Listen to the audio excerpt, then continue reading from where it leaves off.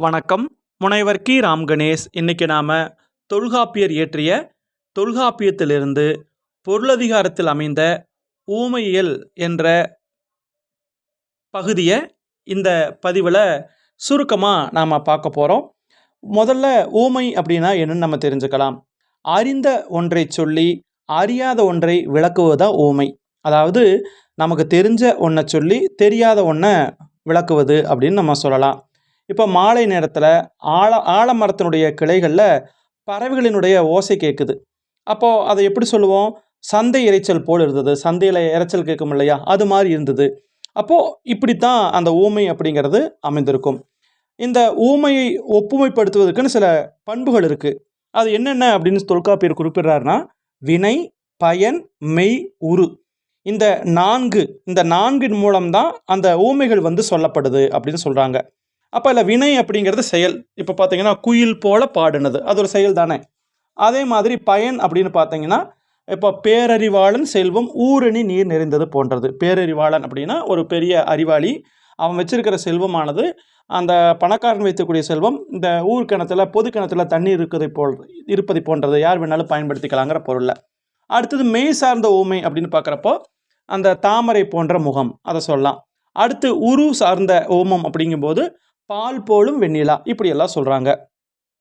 அது மட்டும் இல்லாமல் இந்த பொதுமைகள் பார்த்தீங்கன்னா ஒன்றோடு ஒன்று வரும்னு இல்லை, கலந்தும் வரும் அப்படின்னு சொல்கிறாங்க. இப்போ உதாரணமாக பாருங்களேன், புலி போல பாய்ந்தான், இதில் வினை வந்திருக்கிறது. மலையை போல வன்கை, இதில் பயன் வந்திருக்கிறது. பவளம் போல் வாய், இதில் நிறம் வந்திருக்கிறது. பிறை போலும் நெற்றி, இதில் வடிவமும் வந்திருக்குது, நிறமும் வந்திருக்கிறது. அது மட்டும் இல்லாமல் பொதுவாக ஊமை பார்த்தீங்கன்னா உயர்ந்ததை வச்சு தான் ஒப்பிடுவாங்க. இப்போ பால் போலும் வெண்மை அப்படின்னா வெண்மையில் பால் மிகச்சிறந்தது. அப்போது எந்த பண்பில் எது உயர்ந்ததாக இருக்கிறதோ அதைத்தான் ஊமையாக சொல்லுவாங்க அப்படின்னு குறிப்பிடுறாங்க.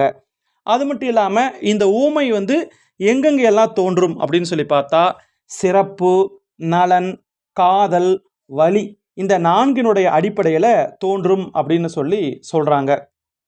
இப்போ உதாரணமாக இப்போ பாருங்களேன், இப்போ காதல் சொல்லும்போது கிளி போலும் அழகினாள். வலிமையை பற்றி சொல்லும்போது அரிமா அன்ன அணங்குடை துப்பின், அதாவது சிங்கம் போல பிறரை வருத்தக்கூடிய வலிமையுடையவன் கரிகாலன் அப்படின்னு பட்டினப்பாலை குறிப்பிடுது. அதே மாதிரி அப்போ உயர்ந்த பொருளை மட்டும்தான் ஒப்பிடுவாங்களா அப்படின்னா இல்லை, கிழக்கிடு பொருளோடு ஐந்தும் ஆகும். அதாவது ஏற்கனவே வினை, பயன், மெய், உருன்னு சொன்னதோட சேர்ந்து கிழக்கிடும் பொருள், அதாவது கீழ்ப்படுத்தப்படக்கூடிய பொருளையும் சொல்லுவாங்க. உதாரணமாக நாய் போல அலையிறவன், எருமை போல உணர்வற்றவர்கள். அப்போ இந்த மாதிரி கீழானதையும் ஓமையாக சொல்லுவார்கள் அப்படின்னு சொல்கிறாங்க. அதே மாதிரி முதலும் சினையும் என்ற ஆயிரு பொருட்கும் நுதலிய மரபின் உரியவை உரிய. அதாவது முதல் அப்படிங்கிறது முழுமை பொருள், சினை அப்படிங்கிறது அதனுடைய உறுப்பு. இப்போ மரமும் கிளையும்னு வைங்களேன், அதில் மரம்ங்கிறது முதல், சினை அதனுடைய கிளை. இப்போ மனிதனும் கையும் அப்படிங்கும்போது மனிதன் முதல், அந்த கை அப்படிங்கிறது சினையாக வரும். இப்படியாக வரும் அப்படின்னு தொல்காப்பியர் குறிப்பிடுறாரு. அதுக்கப்புறம் சில நேரங்களில் சுட்டி கூறா ஓமமும் இருக்கும். அதாவது சுட்டி சொல்ல மாட்டாங்க, அது போல இது போல அப்படி சொல்லாமையும் கூட வரும். இப்போதான் நம்ம திருக்குறளை பாருங்களேன், அகர முதல எழுத்தெல்லாம் ஆதிபகவன் முதற்றிய உலகு, இது எல்லாருக்கும் தெரிஞ்ச ஒன்று தான். இது இளம்பூர்ணர் அப்படிங்கிற உரையாசிரியர் எப்படி சொல்கிறாருன்னா, இப்போ அகர முதல எழுத்தெல்லாம், இப்போ எழுத்துக்களுக்கெல்லாம் எப்படி அகர முதலாக இருக்கிறதோ அது போல, அந்த போலங்கிறது அங்கே பயன்படுத்தப்படலை. அப்போ இது மாதிரி இருக்கிறத சுட்டி கூறா ஓமம்னு சொல்லுவாங்க. பிற்காலத்தவர் இதை எடுத்துக்காட்டு ஊமை அப்படின்னு சொல்கிறாங்க.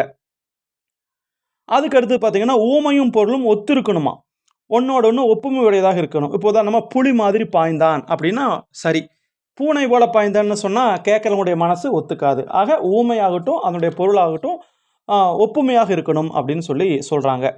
அதே மாதிரி பொருளே ஊமையும் செய்தனர் மொழியினும் மருளறு சிறப்பகுனது ஊமமாகும். அதாவது இது என்ன சொல்ல வர்றாங்கன்னா, நம்முடைய இந்த உருவகத்தை சொல்கிறாங்க. உருவகமும் கிட்டத்தட்ட ஊமை தான். இப்போ பார்த்தீங்க அப்படின்னா இப்போ முகத்தாமரை அப்படின்னு சொல்லும்போது, அதாவது முகம் தாமரை மாதிரி இருக்குது. அப்போது உருவகமும் ஊமையாகத்தான் கையாளப்படும் அப்படின்னு சொல்கிறாங்க. அதுக்கப்புறம் பெருமையும் சிறுமையும், அப்போ ஊமை கூறும்போது மிக பெரியதாகவும் மிகச் சிறியதாகவும், அதாவது கரை கடந்து உயர்த்தியும் சிறுதாக்கியும் கூறலாமா அப்படின்னு பார்த்தா கூறலாம். அது சொல்கிறத பொறுத்து. இப்போ கடல் அன்ன காமம், இது ரொம்ப பெருசாக சொல்கிறதுக்காக. அப்போது குளமண்ண காமம்னு சொன்னால் அது அந்த உணர்வு வெளிப்படாது அப்படின்னு சொல்கிறாங்க. அதற்கப்புறம் ஓம உருபுகள் அப்படின்னு சொல்லி பார்த்தீங்கன்னா கிட்டத்தட்ட 36 ஓம உருபுகளை தொல்காப்பியர் வந்து குறிப்பிடுறார். அது வந்து அன்ன, ஏய்ப்ப, உரள, ஒப்ப, என்ன, மான, இன்றவை, எனா, ஒன்ற, ஒடுங்க, ஒட்ட, ஆங்க இப்படியாக அது மிகப்பெரிய நூற்பா. நீங்கள் உங்களை பார்வைக்கு தெரியும் பாருங்க. இந்த மாதிரி ஒரு 36 சொல்கிறாங்க. அதுக்கப்புறம் இது எங்கெங்கெல்லாம் பயன்படுது அப்படின்னு சொல்லி பார்த்தா இந்த வினை ஓமத்தில் அன்ன, ஆங்க, மான, இறப்ப, என்ன, உருள, தகைய, நோக்கோட இதெல்லாம் வினை காரணமாக வந்த ஓமம் அப்படின்னு சொல்கிறாங்க. அதே மாதிரி இதுக்கெல்லாம் உதாரணங்களை நம்ம பார்த்துக்கணும். அதே மாதிரி அன்ன என் கிளவி, அன்ன அப்படிங்கிற அந்த சொல் பிற சொல்லோடு பொருந்து வரும் அப்படின்னு சொல்கிறாங்க. அதுக்கடுத்து பயன் சார்ந்த ஓம உறுப்புகள்னு ஒரு 8 குறிப்பிடுறாங்க. எள்ள, விளைய, புள்ள, பொருவ, கள்ள, மதிப்ப, வெள்ள, வீழ இந்த மாதிரி ஒரு 8 சொல்கிறாங்க. அடுத்து மெய் சார்ந்த ஓம உறுப்புகள்னு சொல்லி அந்த 36 அப்படியே பிரிச்சுட்டு வர்றாங்க. கடுப்ப, ஏய்ப்ப, மருள, புறைய, ஒட்ட, ஒடுங்க, ஓட, நிகர்ப்ப, அப்பால் எட்டு, மெய்ப்பால் ஓமம். அதுக்கப்புறம் உருவம் சார்ந்த ஓம உறுப்புகள் போல, மறுப்ப, ஒப்ப, காய்த்த, நேர, வியப்ப, நளிய, நந்த இந்த மாதிரி சொல்கிறாங்க. அப்போ இந்த மாதிரி ஊமைகளை ஒப்பிட்டுட்டு வர்றாங்க. 4 பாலுமாறுண்டே. அதாவது ஊமைகள் பார்த்தீங்கன்னா நகை, அழுகை, இழிவரல், மறுக்கை, அச்சம், பெருமதம், வெகுளி, உவகைன்னு அந்த மெய்ப்பாடுகள் சொல்லுவாங்க இல்லையா? அந்த உடம்பு உள்ள மனசு நினைக்கிறத உடம்பு வாயிலாக காட்டுவதை தான் மெய்ப்பாடுன்னு சொல்லுவாங்க. அப்போ இந்த 8னுடைய அடிப்படையிலுமே ஊமையானது சொல்லப்படும் அப்படின்னு சொல்கிறாங்க. அந்த பெருமையும் சிறுமையும் அந்த மெய்ப்பாடு 8ஓடு சேர்ந்து வரும் அப்படின்னு சொல்லியும் தொல்காப்பியர் வந்து குறிப்பிடுறாரு. அதே மாதிரி அந்த ஊமை பொருளை கொண்டு அதனால் உணரப்படக்கூடிய பொருளுக்கு பொருந்தியதை அதோட திறமறிந்து உணரக்கூடியதாக பல இருக்குது அப்படின்னு சொல்லி குறிப்பிட்டுட்டு போகிறாங்க. அதே மாதிரி வேற என்ன சொல்கிறாங்கன்னா இரட்டை கிளவி, இரட்டை வழித்து. அதாவது இரட்டை கிளவினா இரட்டை சொல்னு அர்த்தம்.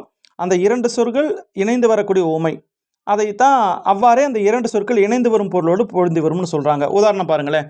விலங்கொடு மக்கள் அணையர், இளங்க நூல் கற்றோரோடு ஏனையவர். இது வந்து திருக்குறள். இதில் என்ன சொல்கிறாங்க? விலங்குங்கிறதும் மக்களுங்கிற இரட்டை சொற்கள். இந்த இளங்கு நூல் கற்றோரோடு ஏனையவர் அப்படிங்கிற அந்த 2 பொருள்களுக்கு இது ஊமையாக வந்திருக்கிறது அப்படின்னு சொல்கிறாங்க. அதே மாதிரி உள்ளுறை ஓமம் அப்படின்னு சொல்லிட்டு அதில் ஒரு 5 வகையை வந்து குறிப்பிட்டுட்டு போகிறாங்க. அந்த உள்ளுறை ஓமத்தில் 5 வகையாக முன்னாடியே வேற ஒரு இயலில் தொல்காப்பியர் வந்து குறிப்பிட்டுட்டு போயிருக்கிறாரு. அதையும் இந்த ஓமைக்குள்ளே கொண்டு வந்துடுறாங்க.